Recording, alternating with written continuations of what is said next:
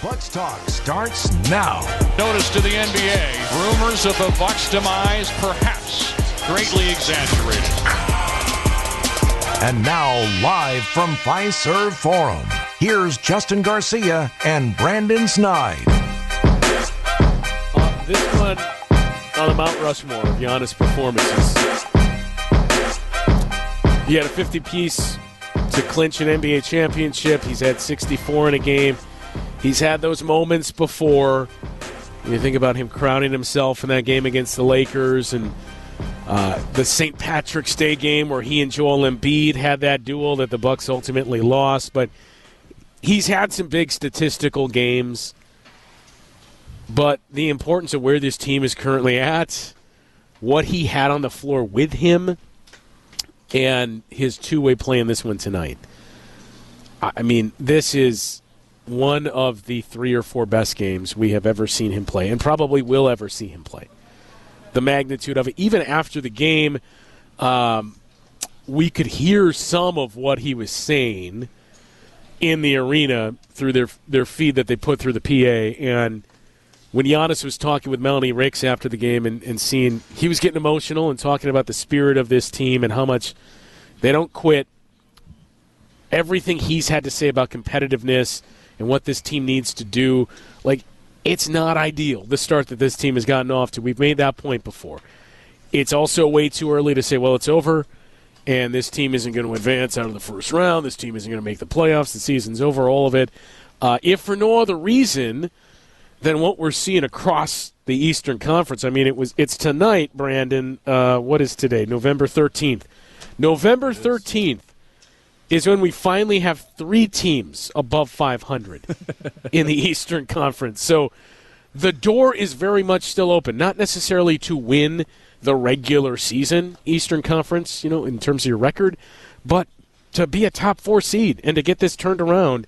You're going to need some of what you saw tonight. You're obviously going to need to be healthy. You're going to need Chris Middleton back on the floor. You're going to need to have a point guard and able to be able to do that.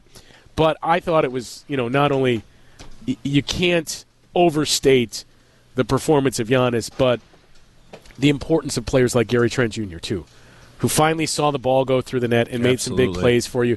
He's a guy you're going to have to lean on. Like, I don't want to make too much over a regular season win, as much as I'm sure some people will say it was the Pistons. Who cares? You beat the Detroit Pistons. They're a much better team. Are they on the level of the Celtics or the Knicks or where you aspire to be? No, not yet. But this isn't the Pistons from a year ago. It's a better team, and it was a game you needed to win. So this was a very, very important win tonight for the Bucks. 855-616-1620, the number to join us tonight on Bucks Talk. An incredible performance tonight from Giannis, an important win for this team as well. And, I mean, up and down the list. When we started this game, you would not have thought that we would be talking about a win with this team, about some of the offensive numbers that we saw from this team. But wins like this are important to start to dig out of holes here when you're in the spot that the Bucks have put themselves in to start this season. And certainly Giannis, one of the most important pieces of that. 855-616-1620, the number to join us tonight. We'll get Brandon's thoughts in a second here, but let's start things by heading out to the phone lines and checking in with our friend Dick in Port Washington. Dick, the last few times we've spoken, I don't know if you firmly pressed the panic button. You're certainly hovering over it. Have the last 2 games changed any of that? This is going to be my first positive call of the year, with one exception. With one exception is that from the 1 minute, 57-second mark through the overtime, we Energies decided to keep cutting our power off. So every time it cut power off, the cable box had to recharge. So I want to give you and Dave great praise for your call during the final 8 minutes of this game. You guys were great. Which one was better? With that said, this was an unbelievable game for multiple reasons.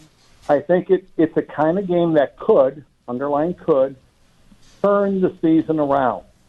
And I think one of the calls that I made earlier when I was Mr. Negative is that I didn't think that Dame and Giannis made anybody else better.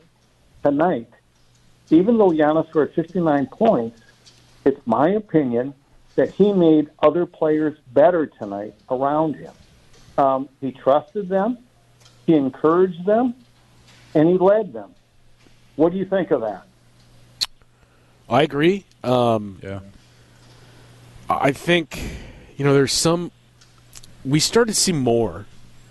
My big concern coming into tonight was not just no Dame, but, no Ryan Rollins, too. It's not just – you felt bad for Ryan Rollins because of the way he played yesterday, and now he suffers an injury, and he's already going to miss the very next game where you're hoping he can build on that and he continue to give us a spark. But the importance of having a point guard, like organizing things, getting you into your offensive sets, getting the ball across half court. Doc talked about it after the game, too. Giannis had to be their point guard. DeLon Wright was there. DeLon Wright had some struggles tonight. We saw more Pat Connaughton as the backup point guard because that's the only option you had. But to your point of making guys better, we started to see that as the game went on. And, look, a big part of that is you make your shots, and it's going to start to be contagious, and everybody gets better. But some of the little things, like that inverted pick and roll that he and Pat Connaughton run very frequently, started to work. But then you started to see Giannis kind of, I don't know if so much if it was clicking in Giannis's head, if it was his teammates or what, but you started to see it sprinkle out to other guys, too, of, okay, Ajax is going to come and do that for him. The two-man game between Giannis and Brook Lopez and things like that where you just have to go through it and figure out, hey, this worked. Why don't we try this? Like, those moments are important. Yeah, and another point I'd like to make is that the first half was extremely forgettable, from coaching to players to everything. But the second half, it came together. That's why I think this can be a season-changing game. I'm shocked. I'm emboldened with optimism now.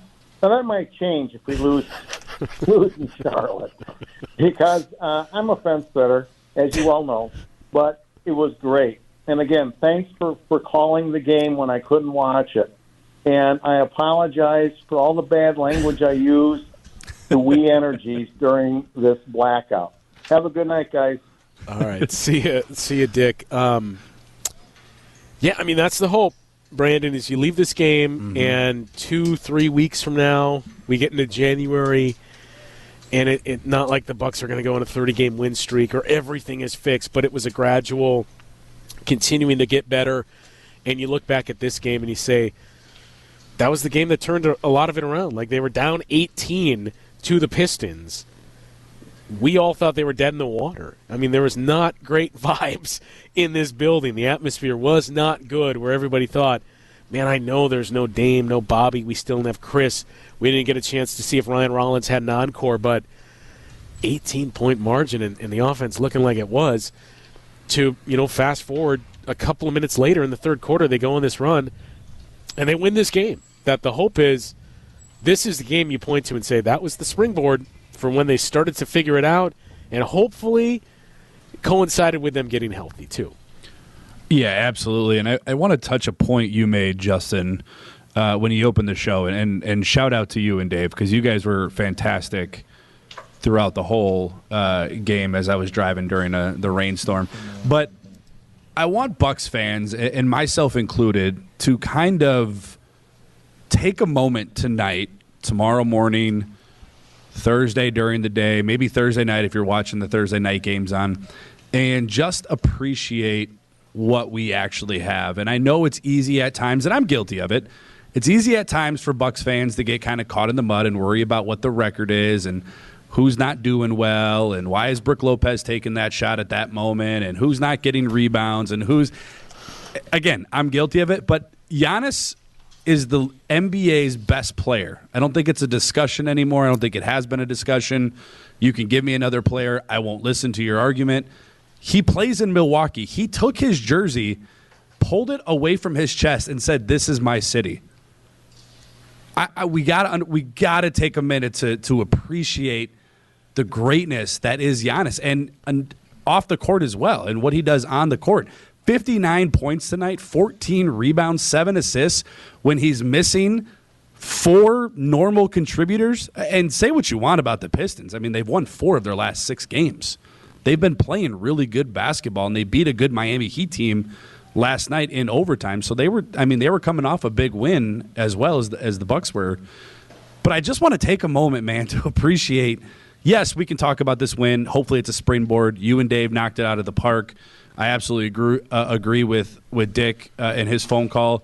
But I just want Bucks fans, and myself included, to just understand the magnitude of what it was tonight. I mean, yes, it was a regular season game in November, but we are witnessing what is going to go down as the franchise's, he already is the franchise's greatest player, but one of the NBA's most iconic players. And he plays in Milwaukee, Justin. He loves to play in Milwaukee, and this is our guy. This is his city. And I just wanted to take a moment to just appreciate that, because I think at times we kind of take it for granted, and we're watching, these dunk after dunk. And tonight he really scored from all over. But, man, it's just, you saw him get emotional there, Justin, at the end of the game talking to Melanie Ricks. And it's a game in November, man, on a Wednesday night. And his eyes are welling up with tears because what this means to him. And I don't think sometimes we take full advantage and appreciation for what he is on the court. And he is special. I mean, he is special, capital S. And I'm just so grateful that he plays for my favorite team. And tonight was just amazing. Yeah, 855-616-1620, the number to join us tonight. An incredible performance from Giannis. I don't even know what the official ranking is or how to rank the all-time games we've seen from him. All I know is this is one of them. With everything that was up against the team, all the firepower that was off the floor, where it was basically, hey, man, we need you to do everything for us. He did. The minutes he played into overtime, the intensity that he had, he never wore down, and he single-handedly kept this team in the game for the first 30 minutes, and eventually shots started to fall and everybody started to rise to meet him. So this was truly one of those nights for Giannis, one that will go down in the record books.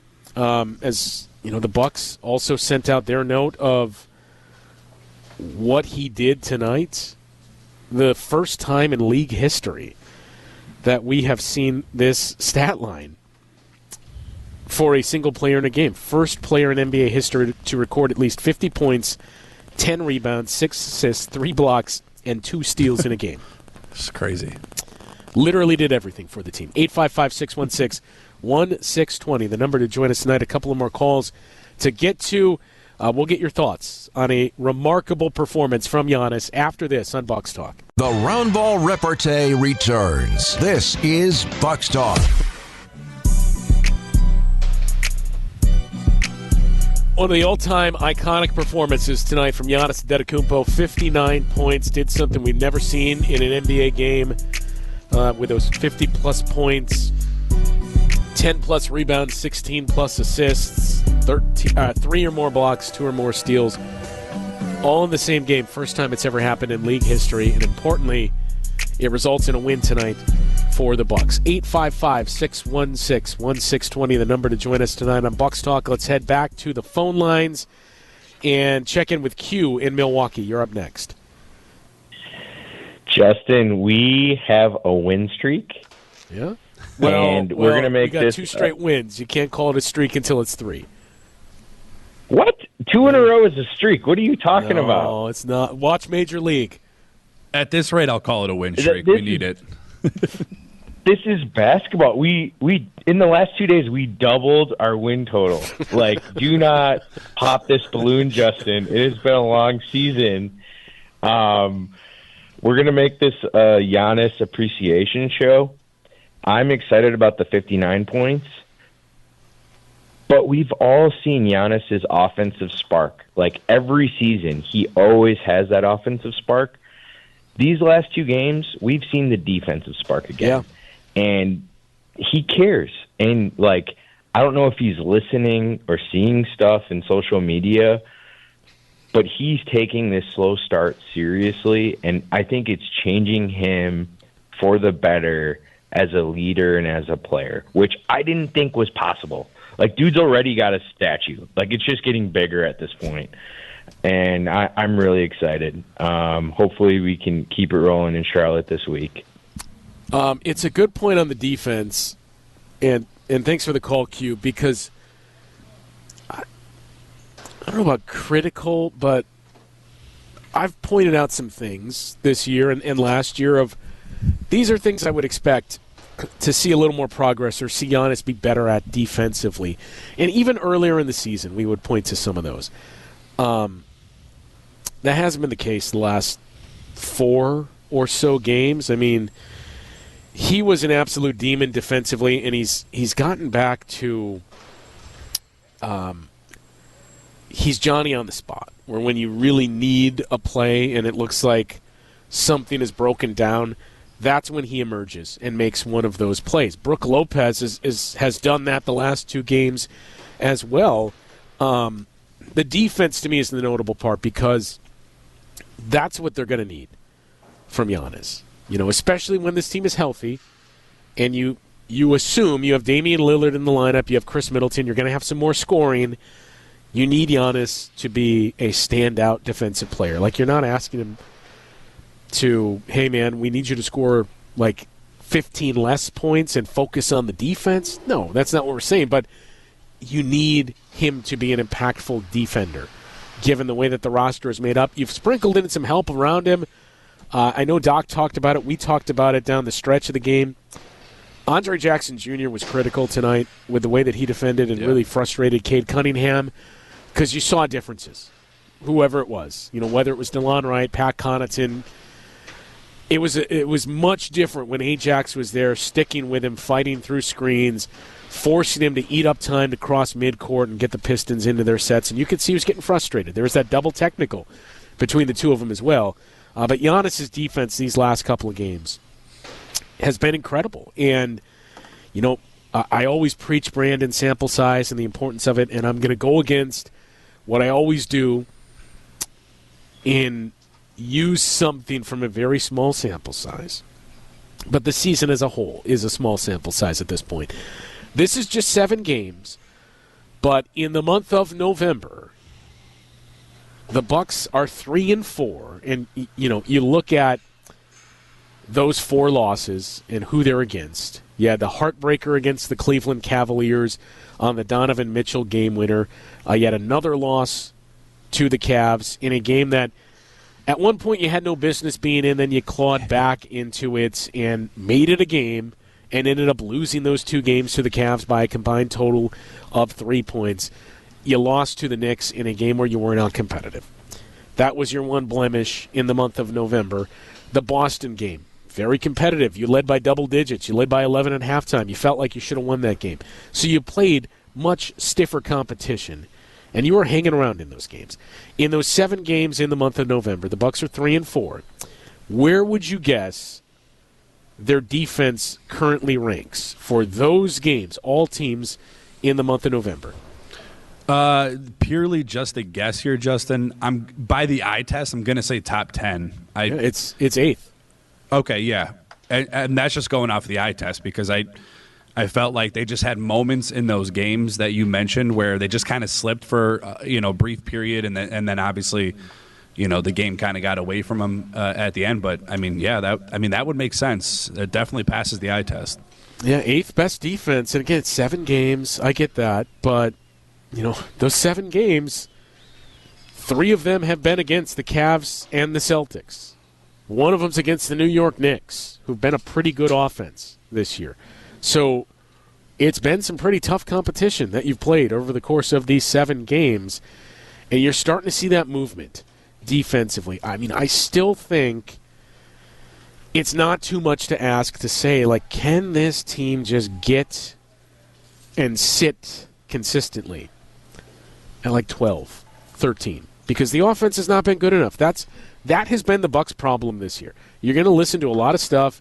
It's not going to be quite as loud tomorrow because the Bucks have suddenly won 2 straight games and Giannis has looked like a monster. But you're going to hear and have heard a lot of discourse over, well, Bucks are screwed. Their defense hasn't been fixed. It's still an issue on the perimeter and yada, yada, yada. There are some issues that have popped up.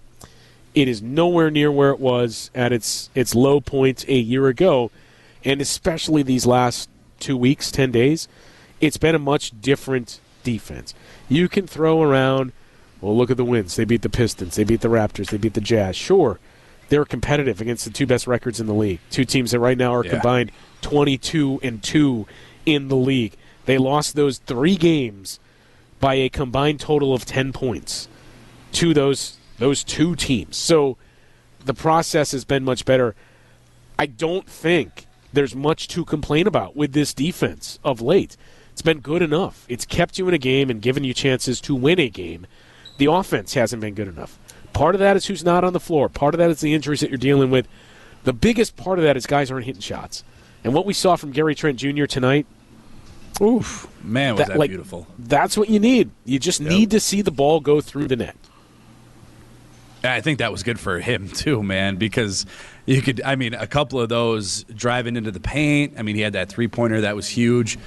I was obviously enjoying it because it was resulting in points and buckets, but you felt, at least for me, I felt so good for him because it was a guy that's obviously kind of came in here minimum contract, but still had high expectations.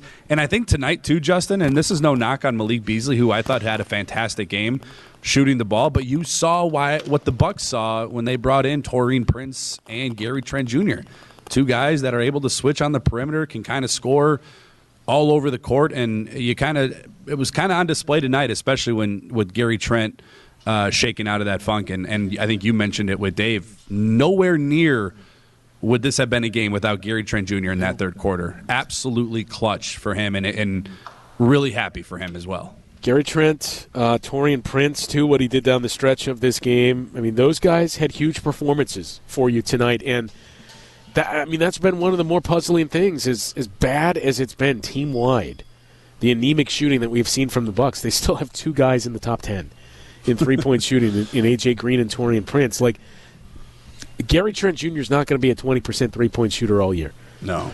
He's going to start to hit some shots. It's not just threes either. Like, once we saw some threes fall, you saw more of that comfort where he can put the ball on the floor, get into the lane, hit one of those floaters. He's going to start to hit some more of those shots. Damian Lillard, when he gets back, your offense, right now the offense has been bad by the numbers for this Bucks team. In that same sample size of 7 games that we're looking at where, hey, the good news, Bucks have the 8th best defense in the league since November. The bad news, the offense is still near the bottom 10 in the league. That's been the issue for the Bucks all season long. It is not the defense.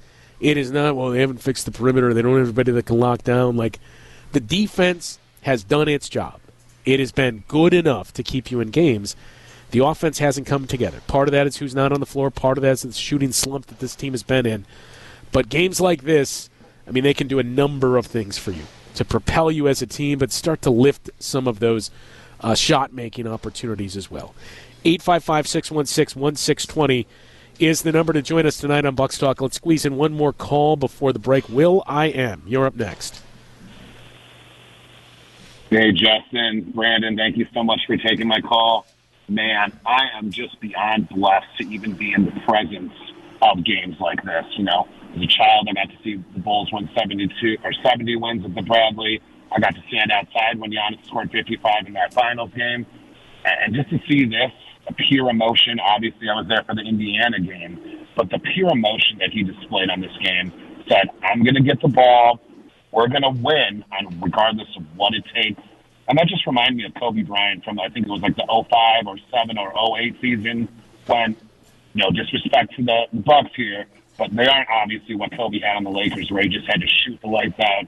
And I tweeted almost every game. I think Giannis can go for 50 casually. But to see him do it with such power and such finesse on the defensive end, obviously those huge blocks, those huge ability to get to the rim, get to and one, him flying all over the floor, massive. And then I have two last points here before I let you guys go. This season is a different season, and not all games are guaranteed wins. Where in years past, before you could say, oh, we're playing the Pistons, this one should chalk it up. Yeah, go into overtime and still have to put up almost 60. These are different teams from the past. And my question for you, which I want to know about, is the termage on these calls that get reviewed. When the referee stated that he made legal contact, but yet still goes to the line, I feel like the referee used the wrong words. Do you agree on that? Or in that one, he used I think he meant to say illegal contact, but yes. Right.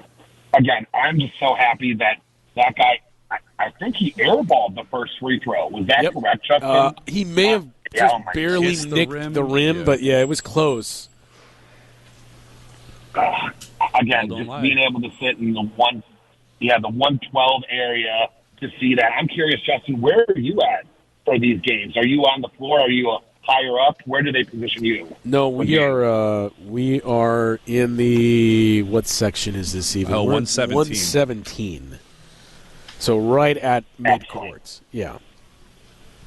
Right by the statistician, right? Above that? The little statistician area? Yep. Awesome, man. Awesome. Yeah, best view of this game, man. And build that statue, like you said. Get that thing up there and go Bucks, man. I'm glad we're back. Go Bucks, baby. All right. Thanks for the call, Will.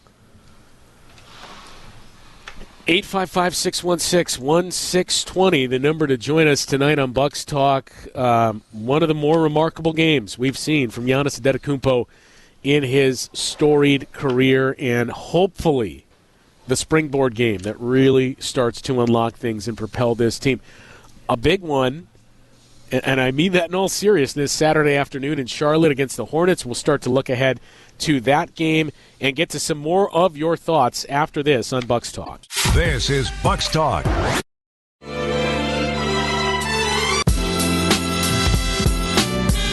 127-120, the final score in overtime. The Bucks, it felt like they had to win this game twice with that. Maybe three times too. When you I was going to say when you saw Marcus Sasser make that. Oh my goodness, that 3-pointer too, and I mean that's the other. The Bucks have done a much better job of this the last couple of weeks, but you just got to finish possessions. Like, that's one of the larger things that plagued this team last year, whether it was knocking the ball loose but not getting the steal, and it leads to, they've regained possession and now they've scored. Not going to get the rebound, like just close the possession. They've done a better job of that of late, but there were a couple of those instances tonight, and that was one of them. And it's really hard to fault the Bucks because of the way it was bouncing around on that play. A great effort from Gary Trent Jr. to stay engaged in the play and not get loose from Cade Cunningham. But when you saw the three go through, you just felt so deflated. If the Bucks did everything right on this, and the Pistons hit a three to tie it, and then Doc Rivers probably summed it up best after the game when he was asked about it, and just said, I'm going to stay away from that one because it was clearly not a foul, and I think we all know that. I think it's the frustrating part about it all, Justin, is when you look at the NBA game as a whole, that should never come down to something like that, in my opinion. It should never come down to, I don't want to say like a superstar getting the call, but that's a bang-bang play, and it was clearly not. Number one, it didn't even look like a foul in real time, and then you go over and look at it, and now we're talking about minimal contact, and that's a huge credit to this Bucks team, because you mentioned it 3 times they could have thrown in the towel. When Sasser hit that three, the Bucks did everything right for 23.9 seconds, it felt like, in that shot clock, and sunk the three, the foul on Giannis. It just felt like the Bucks couldn't catch a break, and that's why I think this is such a huge win, and we touched base on it. Can it be the springboard going forward?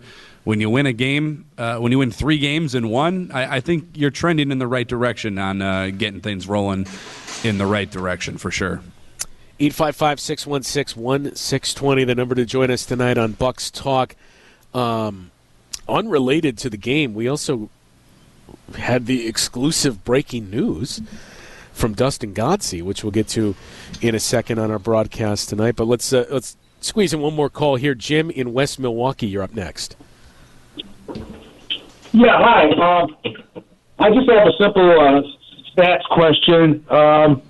I just putting the numbers together on Brook Lopez, 29 points, along with Giannis' 59. That adds up to 88 points. And I was thinking, I don't know. Let's already discussed this. I don't think that any two players in one game in a Bucks game have ever totaled that much.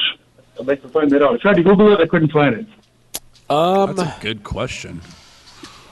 We saw Giannis and Dame score 75 this year. Yeah, well, and there was, I feel like it was close or more when Chris had the 50-point game against the Wizards. I want to say Drew Holiday had a big game too. He would have had to have 34 with his 54. So I don't know. He would have to have I looked up 35. all time. Well, Giannis had 64. Yeah. Was it last year? Yeah. So somebody probably that's his high. That's his total career high. But somebody else would have had to have just on two players. Somebody else would have still had to have 20. No, 50, 60. Yeah, 24 or more. Yeah. Off the top of my head, I don't know, but it's something to research and look into. So yeah, I will look into might that. Be a record, maybe. Could be. Yeah, I will look into that, and we'll see if we can find out by the end of the show. Anything else from tonight, Jim? That'd be great. That's pretty much it. I was just curious. I just realized, wow, these two guys put up, 88 points. That's not common. Yeah, yeah. Unless you're like Will Chamberlain, you have 100 points, and that guy scores 10 points, then that's different. But yeah, no, that's my only question. All right. Incredible performance. I mean, I think, Brandon, to your point, the 64-point game that he had last year against the Pacers, Dame had 21 in that game. So you fell just short. That fell 3 short. Of That's what I was just that looking, one. too, yeah. The only other one, like I said off the top of my head, was I feel like Drew Holiday had a somewhat big game. He did. In that Chris Middleton game as well. And that was, I believe, the title year against the Wizards. But, we'll take a look at that and see if we can get an answer on that by the end of the show. Thanks for the call, Jim. 855-616-1620. The number to join us tonight on Bucks Talk. Can't overstate how great Giannis was tonight in these last couple of games. Again, a couple of nuggets to throw out there. 8th best defensive rating in the league since November 1st. It is a small sample of games, just 7 of them. But 4 of those games have been played against the Cavs, the Celtics, and the New York Knicks. So it's not like the Bucks are just playing tomato cans in this game, like, great, they're playing bad offenses, and that's how they're cleaning up their defense. Like, no, the process has been consistently better. There's a lot that's tied into it.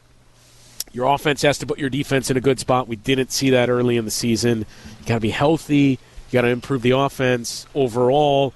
But just what you've seen from guys, and most importantly, I think what you've seen from Giannis and the injection of youth has really made a difference on this defense during the course of these last 7 games. Yes. I found it. March 29th, 2023. Was this the Chris game? Oh, no. This was not the Chris game, but you were on it, though. You said 2023. So it was Drew when he had 50. Yep. Yeah. He had 51 and Giannis had 38. Yeah. Okay. Which was 89. So, I mean, so it's more. Shout out to Jim. Yeah, that was a really close call there. So, yeah. What a game from Drew. Yeah. The other piece that I mentioned here, so, and I don't want to take too much away in terms of attention from this game because of the potential importance of it and because of how special the performance was for Giannis.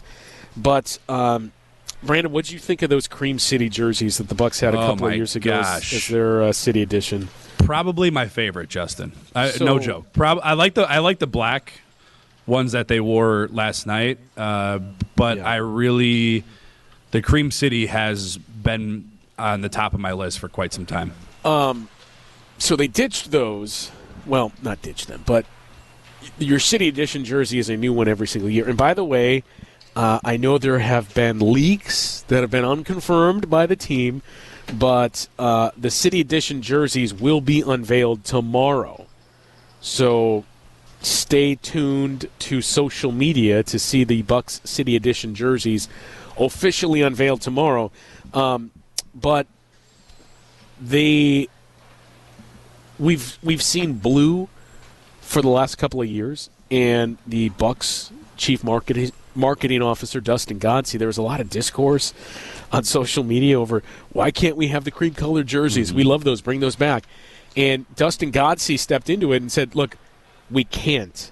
The league told us no because of the ads on the court and how that cream plays off of the court color, that we're not allowed to do them again. So that's why you see it. And was it the Pistons? I think one team had a pretty close to cream-colored jersey that was Atlanta does leaked this year. And it caused a lot of Bucks fans to say, well, wait a minute, they do. Why can't we? So I asked Dustin about it today. And he said, the glitch has been fixed, and they are now allowed to bring back cream-colored jerseys. It will not be this year, so it's not going to be the City Edition jersey this year. But the heavy implication from Dustin Godsey, who would know and who has played a role in all of these City Edition jerseys that we've seen through the years, the implication is the cream-colored jerseys are going to return, and I get the sense it's next year that will be the Bucks City Edition jersey. Justin Garcia breaking the second best news of the night behind a Bucks win. The Cream City jerseys making its comeback eventually. Do you like those? Where do they stand in your standings for jerseys? I liked them. I liked the whole. What would you call it? Just the whole collection that they launched with that. I did too. I liked those. My favorite City Edition jerseys, which I hated when they unveiled them and didn't understand it. It was one of those things that you just had to see them up close and see the detail that went into it, were the Mecca jerseys. Yeah. I agree with you there. I think I'm right there. What was the year? Was it 2 years ago with the lake? Was like the theme for the jersey, Lake Michigan? Was that last year? The championship year. Okay, so a couple of years ago. Those were. I'm kind of right there with the Mecca. I kind of agree with you, but I like the black ones that they wore last night, and I really love the Cream City jersey. But my all-time favorite jersey, I don't know the name of it, but it's the old school, I want to say late 90s with the deer on the side of the jersey. The green? The green, that was the alternate in the 90s? Man, those are the best. Those are the days you got to remember, though, because we got Giannis now, man. We got to cherish these moments. We didn't have great memories back then. Those are days that are easier to remember because you have Giannis. Because the jerseys were the best thing we had to look forward to. Those were awesome jerseys, though. Those were cool. I remember I liked them when they unveiled them, but the further removed we are from it, no, I just like the purple and the white jerseys that they wore much better than those. The purple ones are pretty cool too. Those are the childhood memories I have of the Bucks. So those will always have a special place in my heart. 855-616-1620, the number to join us tonight on Bucks Talk. Night where Giannis pours in 59 points, the Bucks get an important win, and perhaps more importantly, they get 2 days off before heading to Charlotte to take on the Hornets. It's going to be a tough matchup. We'll take a look at that and the hope that you'll have Damian Lillard back on the floor Saturday against the Charlotte Hornets. You're going to need him against a team that's playing pretty well right now with LaMelo Ball and company, and our old friend Charles Lee, the head coach of the Charlotte Hornets as well. We'll start to take a look ahead to that game after this on Bucks Talk. Welcome back to Bucks Talk. All right, so Saturday afternoon, you head to afternoon games. I mean, on a Saturday is kind of weird. I'm all for it. But I have no statistical backing of this. it just feels like the Bucks have not done well in afternoon games. So Right. there's that. The Hornets are playing pretty well. And Charles Lee has done a great job so far with a very young group. They're 4-7, but coming into the season, Brandon, I said it on a different show that I do that I thought either the Hornets or the Pistons were going to be the 10 seed. That one of those two teams was just going to jump up and outperform. And, a 10 seed is probably like in the East, a 33-win team. But the coaching changes. The Pistons added a lot of shooting. You referenced Malik Beasley and what he did tonight. Tobias Harris, too, what he brings. We didn't see Tim Hardaway Jr. tonight. But they really upgraded their roster. And the Hornets have some nice young pieces with Brandon Miller, with LaMelo Ball. We've seen LaMelo Ball have some big games against the Bucks throughout his career, so it is certainly going to be a challenge. I would imagine there's going to be a lot of Ajax on LaMelo Ball defensively, but they're playing really well right now. They have a young group that likes to get up and down the floor, so that is going to be a big challenge for this Bucks team. On a Saturday afternoon, like you said. So we'll see if they're up for the challenge.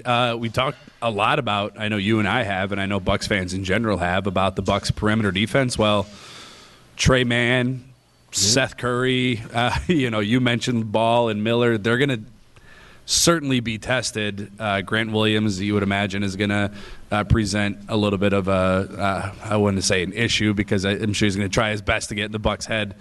Like he did when he was over in Boston. So he'll be an interesting character to keep an eye on come Saturday. But this is what you want, Justin. This is, if you're the Bucks right now and you roll off 2 wins and one was incredible, like you said, felt like you won the game a few different times. This is what you want, man. A winnable game, in my opinion, on the road.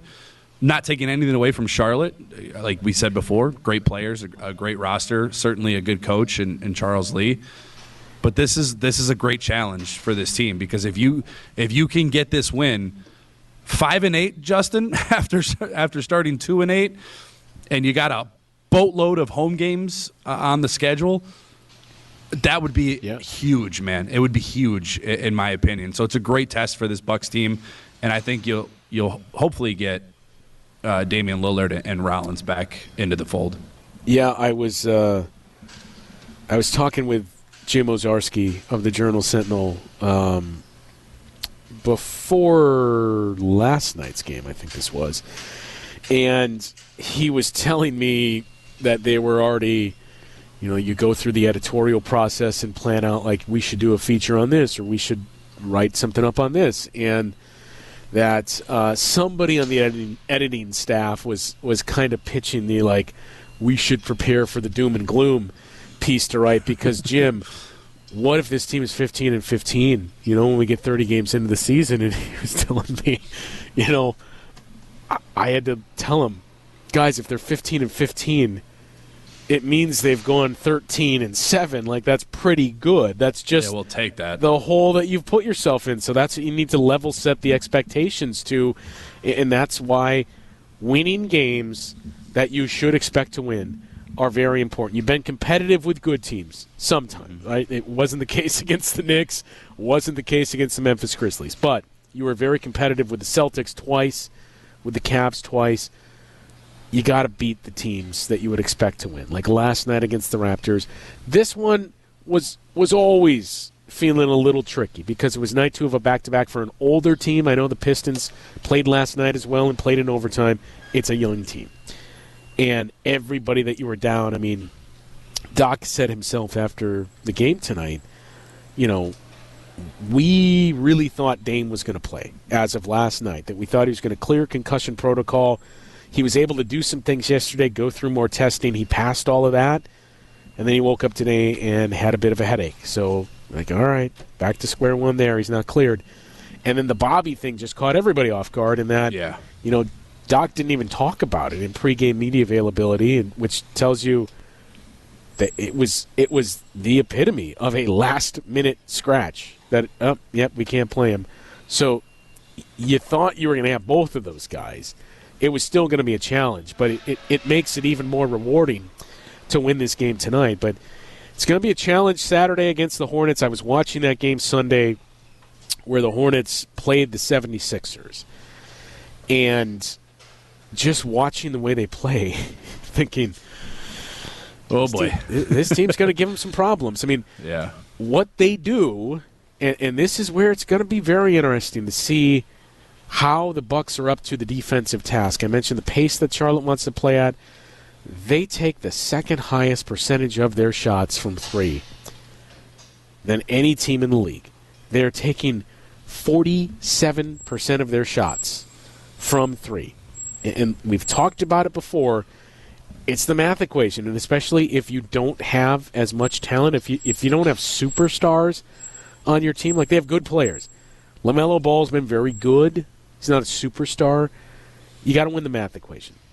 3 points are worth more than 2, especially games like tonight. And you go back to last night, like you got to junk up the game when you can and just say, look, even if we're shooting 30%, keep shooting them because if they go in, it's more points than us giving up a dunk or us giving up something else on the other end, and that's how we're going to win these games. And that's what the Hornets have done so far this season. Do they remind you a little bit of what the Pacers were last year, at least as far as the offensive side of the ball? Yeah, I was going to say there are pieces that I trust defensively more on the Hornets. But to some extent, I mean, just in the way that LaMelo Ball plays, the pace he plays at, the unorthodox shot that he has that still manages to go in, similar to Tyrese Halliburton.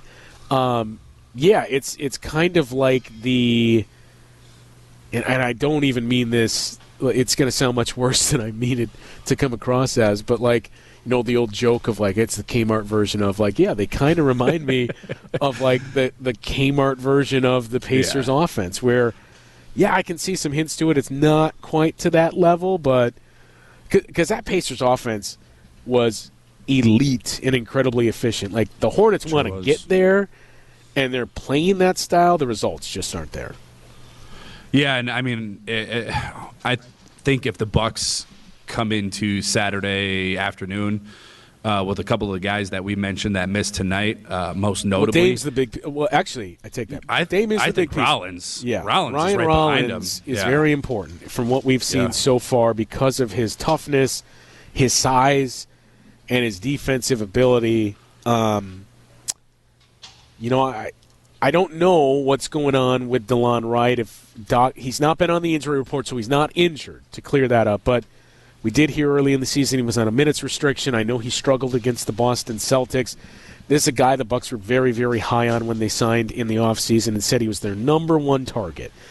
We heard other people. David Aldridge on the Here District, Marcus and Chris Johnson, really hyping him up. If you guys are going to love what you see from him. Hasn't been the version that we've seen of DeLon Wright so far this year. It's early. There's still time to turn it around, and it's not to say terrible signing, you got to give up on him. But it hasn't been what you expected to see. The silver lining is that it has opened the door for Ryan Rollins, and albeit in small samples, Ryan Rollins has given you that. And there's a lot of intrigue plus some with the youth and the size that he has.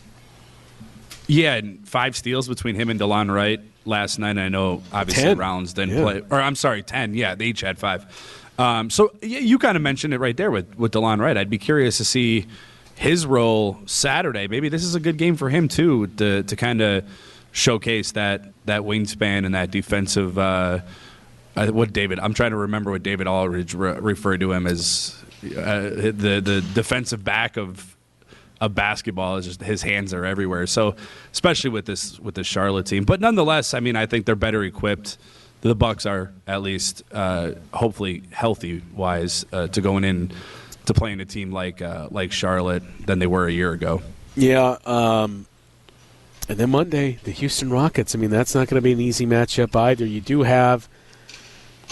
You know, the Bulls beat you, and the Bulls are playing better, but you do have the Wizards, the Bulls, and those types of teams. The Miami Heat are really going through it. Jimmy Butler's been in and out of the lineup.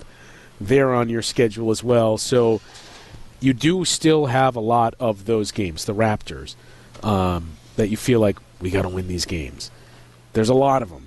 over the course of the next, 12, 11 games now? Mm-hmm. So those are the games that, for the time being, it's going to be important to win. Because Doc Rivers even said tonight, we don't like our record. We like it better the last 2 days, but we don't like our record.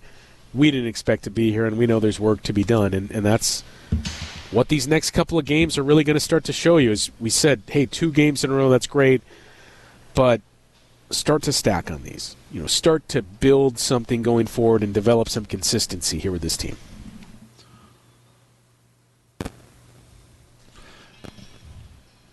Eight 855-616-1620, the number to join us tonight on Bucks Talk. We'll get to some final thoughts for the evening, some interesting scores that we're seeing across the NBA, and we thought the talk of the night was going to be Victor Wembanyama, who poured in 50 points tonight, and then Giannis went and did what he did. So we'll take a look at some of those other interesting scores that have gone final after this on Bucks Talk. 127-120, the final score here in overtime. Bucks beat the Detroit Pistons. 10 straight wins against the Pistons. And in this era of Bucks basketball, it's really,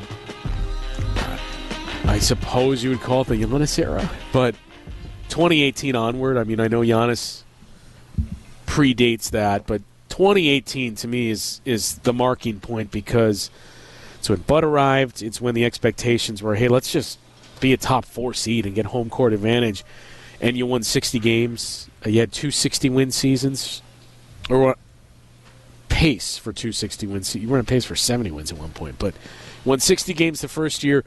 He arrives. Giannis becomes a 2-time MVP, and you are a perennial threat for the NBA championship. So in that era of Bucks basketball, they have now won, I think it's 21 of 22 against the Pistons. Talking with Mark Champion, who's the play-by-play voice of the Pistons, and their color analyst, Rick Mahorn, tonight. Rick had said, watching your struggles, I'm happy about it. We are openly rooting against you guys because we are sick of seeing the Bucks run roughshod over the Central Division. You get the sense it's how the Bulls felt. It's how the Pistons definitely feel. It's how the Pacers felt last year. We experienced that a season ago. It's how the Cavs have felt. All these teams are saying, all right, enough of the Bucks. This stranglehold they've had in the Central Division. We're not crying over the struggles that they're having early in the season. In fact, we love to see it. Real quick, you want to talk about tonight real fast, Justin, with the Bucks. Doc Rivers in the postgame. If you want to know how important was it Gary Trent Jr. and Andre Jackson are, Doc Rivers pointed them out in the postgame, gave the game ball to Giannis. Do you want to take a guess on which one of those guys he gave the game ball to?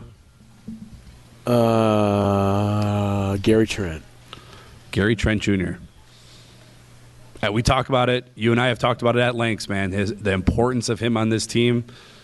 Giannis knows he got 59 points, got the game ball, but decided to hand it off to Gary Trent Jr. because I think without him in that third quarter and what he did on the perimeter tonight, man, it was huge. I don't think they win if Gary Trent Jr. doesn't hit those 3 shots in the third quarter. You started to see the shots go through the net. It started to change the way that this team played.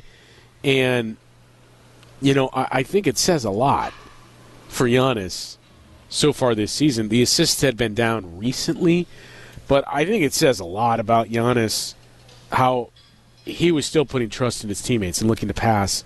Not quite as much in the first half tonight, but it's hard to blame him when he had 22 of the 24 points, and you saw the shooting that was going on around him. But Gary Trent Jr. hitting those shots, it keeps that circle of trust open, and it just encourages Giannis to say, okay, this guy's hitting them. I'm going to keep looking for him and the rest of these guys. That's what's important in this stretch. And we talk about guys are going to start to hit shots. You got to trust your teammates. You got to keep taking those shots. Eventually they're going to go in. These are the types of, I don't want to say night because it was horrendous in the first half, but these are the types of stretches and moments in games that really helps develop that. And I think that's a lot of what you saw in the second half. And, not only that, but let's see, I think it was 7 minutes in the first half. So Gary Trent Jr. in the first quarter played 3 minutes. He played 11 minutes in the first half, played 34 minutes in this game. He basically played like 24 straight minutes to close out the game. The fourth quarter, 22, 23, somewhere around there. The fourth quarter, all of it, all of overtime, and basically the back half of the third quarter, he was on the floor continuously because Doc Rivers just found the grouping, that five-man lineup that worked, and said, okay, this is what I'm going to have to go with. Part of it was, well, you don't have very many other options. On a night where Dame is out, Ryan Rollins is out, Bobby is out, and so on, but it was working with that group. The other important part, and that group, by the way, of Brooke, Giannis, Taurean Prince, Gary Trent Jr., and Ajax. And talking about the importance of Ajax's defense on Cade Cunningham, but also how they blended playing zone that we saw for a large stretch in that second half. Playing zone, and also having Andre Jackson Jr. pick up Cade Cunningham the full length of the court. So they're frustrated the crap out of him. Yeah, they're taking off 7 or so seconds to cross half court, and then once they do, the Bucks are dropping into his zone, and you got to figure out how to attack that. He shoved Ajax at one point. Yeah. I mean, he had a great night, and he's had a good year. I think he's their leading scorer by a couple, but I think tonight he had over 30. But you did about as marvelous of a job as you could, for players like that are going to get theirs. Ajax is just he's such a huge piece of this team, and it's refreshing to see a young talent get drafted and developed in Milwaukee and kind of thrive and do a role where he doesn't need to score, doesn't need the ball in his hand. Although last night, coast to coast, he can do it when he's given the opportunity. But he's a guy that you're definitely going to need on a championship team to be that piece that can kind of be a connector. And by the way, I mentioned Victor Wembanyama tonight with 50 points. Giannis, of course, outscores him with 59. But Victor Wembanyama, the fourth youngest player in NBA history to record a 50-point game. Not your time yet, Wemby. Take a back seat, my friend. Take a back seat. Do you know who the youngest player to record a 50-point game in NBA history is? Don't care. Take a back seat. It ain't your time yet. The youngest player to record a 50-point game is Brandon Jennings, and we just passed the anniversary of that last week. He was there tonight, too. Yeah. At the Bucks game. Yeah. The stretch that's in front of the Bucks, we'll mention it once again. And by the way, I mentioned some interesting scores around the league. So the 76ers, without their whole team, basically, they fought tough, but lose to the Cavs. So Philadelphia is 2-9 now to start the season. Your bottom 5 in the East are the Hornets, Bucks, Wizards, Sixers, and Raptors. The 4 teams in the play-in tournament, as of right now, the Hawks, the Nets, the Heat, and the Pistons. The Magic are the 3 seed. The Knicks are 5-6. The Pacers are 5-6. It's just been the Cavs and the Celtics that have really found their identity and started to put their imprint on the league so far in the Eastern Conference. But for the second consecutive night, the Portland Trailblazers beat the Minnesota Timberwolves tonight. And we talked about the Knicks, we talked about the Timberwolves. A lot of these teams, the Sixers, it takes time when you change things as severely and drastically. We saw that and experienced that last year with the Bucks. It's not just a flip the switch. We made these moves. Let's start to win. So the Wemby performance, the Giannis performance, the Blazers back-to-back wins over the Timberwolves, a truly bizarre night. 2 nights in the NBA. The Atlanta Hawks beating the Celtics last night in the NBA Cup. Those are the types of things that the league is really salivating over of, great, here's some more intrigue for this NBA Cup tournament. The NBA Cup tournament has been such a fantastic addition to the season, and I criticized it. I didn't like it at first. I thought a tournament in the middle of the season, well, it's really not even the middle of the season, but at the beginning of the season, I didn't really care for it. But, I mean, you're there at Fiserv. You were there last night. I mean, it's just a different vibe, it feels like. It just feels like there's a different energy in the arena. So you got to I give the NBA a ton of credit for it, man. I think it's fantastic. I think the players have bought in. I think the fans absolutely have bought in. You saw what it really did to us in Indiana last year, kind of sparking that rivalry from the early 2000s. So I thought that I just think it's fantastic. I absolutely love it. I look forward to it. I think the NBA knocked it out of the park. What are some of your thoughts on the in-season tournament? I wasn't so much skeptical. I just didn't know what to make of it coming into the season, and I still think 4 is they're going to continue to tweak it, I believe. And like we saw, one of the changes this year was, point differential is the tiebreaker, but they changed it this year to overtime scoring doesn't count.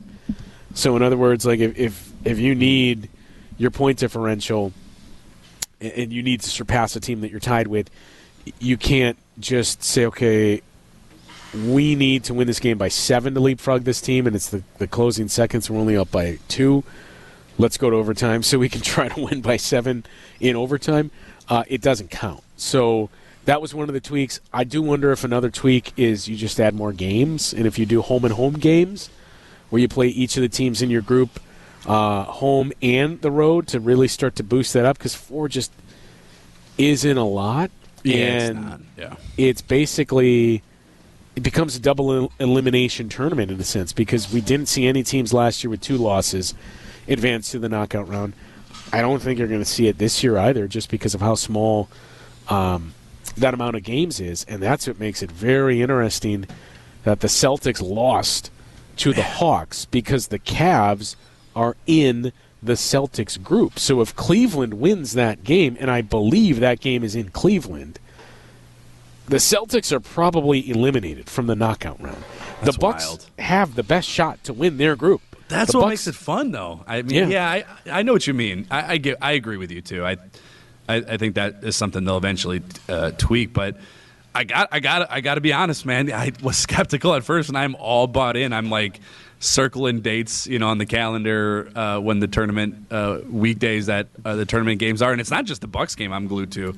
I want to watch other teams too. I think it's cool because you got some division, and I know NBA has kind of gone away from division, lately, but I think that rivalry renewed between a couple teams, I think is a lot of fun, man. I think it's really cool. Yeah, Bucks have the best shot to win their group. Yeah, you got the Pistons. Tonight was not a group play game, but you got the Pistons, the Heat, and the Indiana Pacers next Friday. So that's a big one for this team. The Hornets are up next Saturday afternoon. Then the Rockets, and 4 straight home games for the Bucks. So a stretch here of 7 of 8 at home, which started against the Boston Celtics on Sunday. Saturday afternoon, our next game, though, the Bucks in Charlotte to take on the Hornets. That is a 2 o'clock tip-off. 1:30 is when our pregame coverage begins. And as always, be sure to stick around after the game for Bucks Talk. Brandon and I will talk to you on Saturday afternoon.